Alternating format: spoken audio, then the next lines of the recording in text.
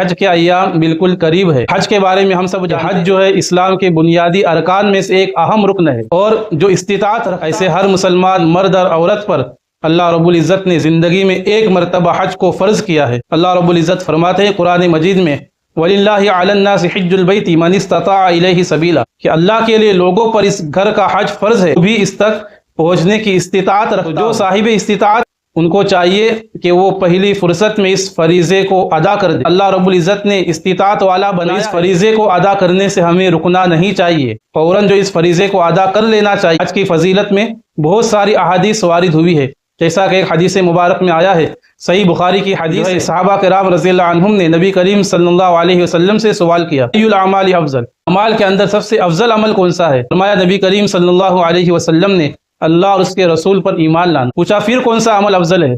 تو فرمایا رسول اللہ صلی اللہ علیہ وسلم نے اللہ کے راستے میں نکلنا۔ پھر فرمایا کون سا عمل افضل ہے؟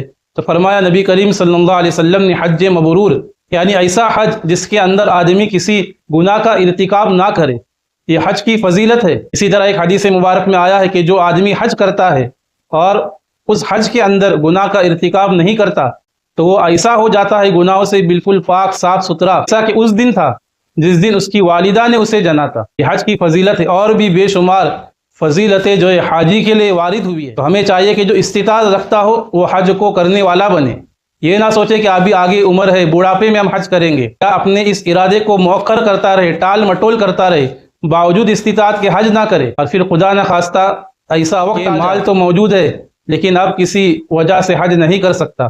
تو چاہیے کہ ہم پہلی فرصت میں اس فریضے کو اللہ رب العزت نے اگر استطاعت عطا فرمائی ہے تو اس فریضے کو ہم ادا کریں۔ حدیث مبارک میں آیا ہے جس کا خلاصہ یہ ہے کہ جب جو آدمی صاحب استطاعت ہو اور استطاعت کے باوجود بغیر کسی عذر کے، اسے کوئی عذر نہ ہو، جیسے بیماری نہ ہو، اسی طرح ظالم بادشاہ کا خوف، یا اور کوئی ایسی حاجت نہ ہو جو عذر اس کے لیے بن سکتی ہو، اور بغیر کسی عذر کے مجبوری کے جو ہے وہ حج نہ کرے استطاعت رکھنے کے باوجود، تو فرمایا نبی کریم صلی اللہ علیہ وسلم نے کہ ایسا آدمی جو ہے چاہے یہودی ہو کر مرے یا نصرانی ہو کر مرے۔